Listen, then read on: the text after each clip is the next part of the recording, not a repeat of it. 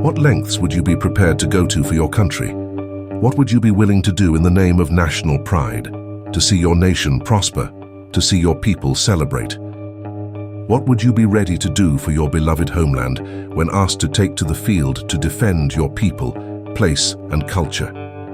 Throughout history, human beings have shown that the willingness to do whatever it takes for the greater good is a thread woven deep into the fabric of patriotism, leading us to commit acts both heroic and heinous in the name of our birthplace. People have killed for their country. People have died for their country. People have stolen for their country. People have cheated for their country, placing personal glory aside for the collective triumph of a community bound by shared history and values. Ask yourself, what lengths would you be prepared to go to while donning the colors of your homeland, with 90 minutes of football separating you and your people from the biggest stage of all? A stage which has been dominated by your larger and more successful neighbors who have cast a shadow over your country, not just sportingly, but also culturally, socially, and economically. The answers to these questions will vary from person to person. However, it is doubtful that any of you came up with the same answer as this man. The mix of national pride and competitive spirit is a potent cocktail, driving even the most upstanding and respected of players to test the limits of sportsmanship in the name of their countries. But what Roberto Rojas did went beyond anything anyone could have imagined, a plot so absurd, so audacious, so foolish, that it would bring shame and disgrace upon his nation. This is the story of a goalkeeper, a Playboy model and a razor blade. This is the story of Roberto El Condor Rojas, the most disgraceful cheat in the history of football.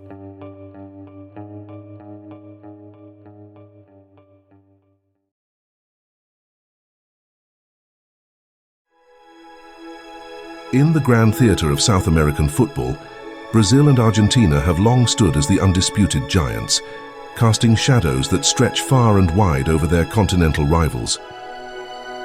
These two footballing powerhouses have not only dominated the pitch with their mesmerizing flair and skill, but have also woven narratives of glory and triumph through generations. Brazil, with their vibrant yellow jerseys and iconic samba style of play, have become synonymous with footballing excellence, from the dazzling footwork of Pelé to the goal-scoring prowess of Ronaldo and the magical abilities of Ronaldinho. Brazil's footballing lineage reads like a who's who of the sport's greatest legends. The country's rich footballing culture, coupled with its relentless focus on youth development, has ensured a steady stream of talent that continues to capture the world's imagination. On the other hand, Argentina, with their iconic blue and white stripes, boast a footballing heritage that is equally illustrious. The country has produced footballing geniuses such as Maradona and Messi, whose names reverberate across the globe as symbols of excellence and artistry on the field.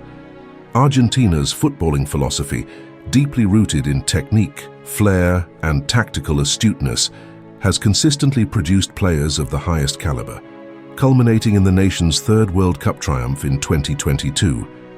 In contrast, Chile have often found themselves in the shadows of their more illustrious neighbors. While the Chilean national team has had moments of brilliance and success, including winning back-to-back Copa America titles in 2015 and 2016, they have not been able to match the sustained dominance and global impact of Brazil and Argentina.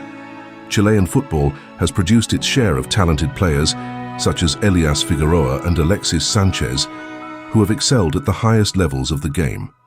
However, their achievements, although commendable, are often overshadowed by the glittering careers and accomplishments of Brazilian and Argentine stars. Though fans of the sport may cherish the memories of Chilean icons such as Marcelo Salas and Ivan Bam Bam Zamorano, their impact on the game pales in comparison to the lasting legacies of Romario, Batistuta, and Riquelme.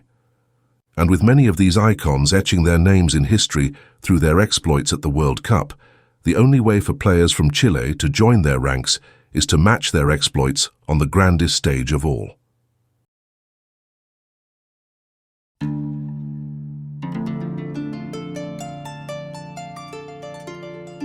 The 1990 World Cup was to be held in Italy, and qualification for South American nations would follow a round-robin format. The nations were split into 3 groups. Argentina qualified for the tournament automatically, having won the title in Mexico 4 years previously. The winners of Groups 1 and 3 would qualify automatically, while the winner of Group 2 would face an intercontinental playoff match to secure their flight to Italy. Brazil and Chile were placed into Group 3, along with Venezuela. With both teams far superior to the Venezuelans, it was clear that the games between the 2 nations would determine who would prosper. The first tie was played in Santiago in August 1989 and was a harbinger for what was to come. Brazil had in their ranks a young man whose star was on the rise, but who had shown that his temper was as short as his stature. Romario had come to prominence after guiding Brazil to glory at the 1988 Olympics in South Korea, and he was expected to fire his country to victory against the passionate but limited Chileans. But Romario had shown that he was a man who could start a fight in an empty room, never mind a stadium packed with more than 60,000 people. Prior to the game, Romario had got into a verbal altercation with Orlando Aravena, the combustible coach of the Chilean side. Romario vowed before the game that he would shut Aravena's mouth. However, he would not be on the pitch long enough to honor his promise. He was booked before the game even began and was dismissed after 3 minutes of action for sparking an on-pitch brawl. The bad-tempered clash ended in a 1-1 stalemate, with the match marred by crowd trouble that would earn a stern rebuke from the power brokers at FIFA. Both teams duly thrashed the Venezuelans in their following fixtures, with Chile securing a 3-1 victory and Brazil putting 4 past the Venezuelans without reply. That left everything resting on the mouth-watering clash between the 2 sides, which was to take place at the iconic Maracanã Stadium in Rio de Janeiro. And it is here that one of the most shameful scenes in the history of football was to play out.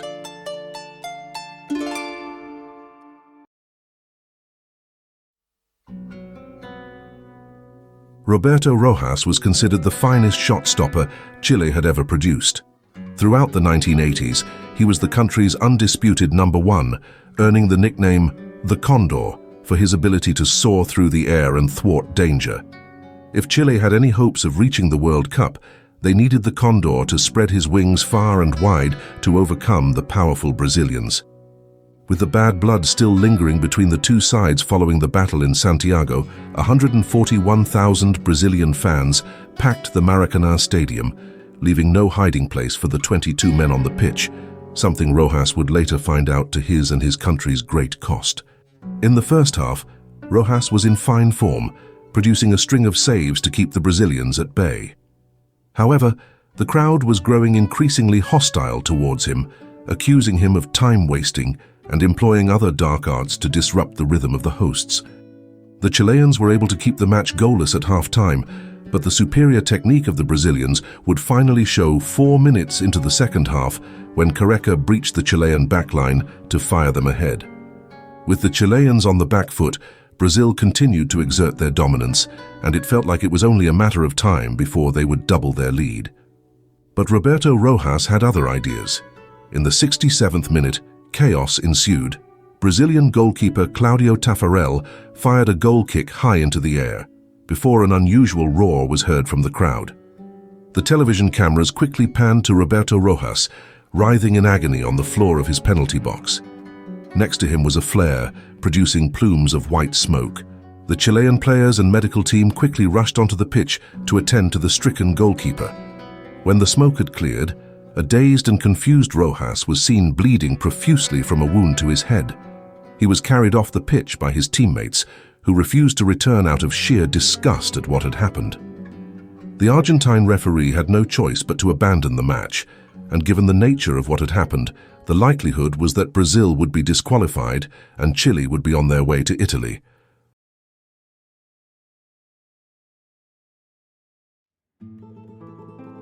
As mentioned previously, the TV cameras had swiveled towards Rojas after the crowd noise drew attention to the incident. There was no actual television footage of him being hit by the flare, only of him rolling around on the floor in agony. However, with 140,000 pairs of eyes in the stadium, it was implausible that nobody had seen or captured what had actually happened. and that proved to be the case. Riccardo Alfieri was an Argentine photographer employed to capture the game for a Japanese publication. Unlike his colleagues in the broadcast media, his camera was placed perfectly, recording several images of the flare leaving the stands and landing on the pitch, at least 1 meter away from Rojas. Working alongside a Brazilian colleague, Alfieri would conduct an interview with a local radio station, stating that the flare had not hit the Chilean shot stopper. His words caught the attention of the president of the Brazilian Football Federation, Ricardo Teixeira. Together, they found a local publishing house to develop the film, and the images proved beyond all doubt that the flare had not struck the goalkeeper. They would be published in the newspapers the next day. 2 days on from the game, a medical report would conclude that there were no burn marks to the skin surrounding the wound, something highly unusual from an injury caused by a burning object.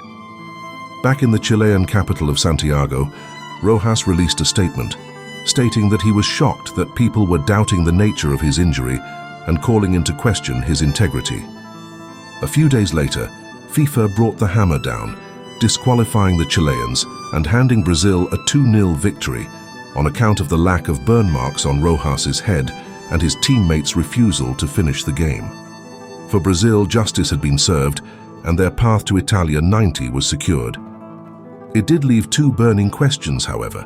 When projectiles are hurled onto a football pitch, the stadium management and local authorities are obliged to identify the perpetrator and punish them accordingly. The culprit was identified as pretty Rio native Rosemary Mello. Little did she know that this would be the beginning of her 15 minutes of fame. She became a minor celebrity in her homeland and would later feature on the cover of Playboy magazine, with the fee she was paid helping her to pay the fine imposed on her by the authorities. The more pressing question, however, is how did Roberto Rojas suffer the wound to his head despite not being hit with the flare or any other object?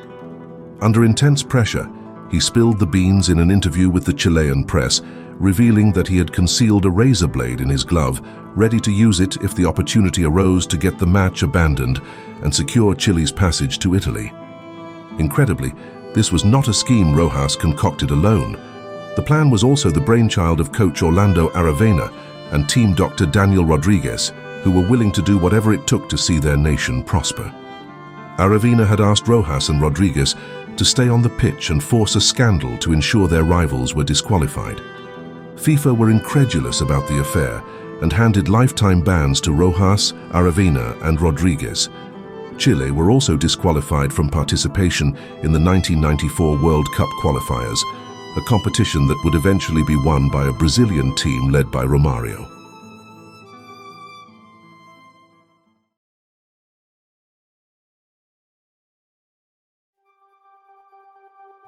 National pride and a competitive nature are potent forces in the world of football, driving players to extraordinary lengths in their quest for victory. The fierce pride of representing one's country on an international stage, coupled with the intense desire to win, can create a powerful emotional cocktail. Players are acutely aware that they are not just playing for themselves, but for the hopes and dreams of an entire nation. In such a charged atmosphere, the moral compass can become skewed, and the lure of victory can eclipse the commitment to fairness and integrity. The desire to outsmart and outperform the opposition can become an obsession, leading to a mindset where the end justifies the means. Football is sadly no stranger to cheating scandals, but no player, coach, or manager has ever concocted such a brazen and harebrained scheme as that carried out by Roberto Rojas.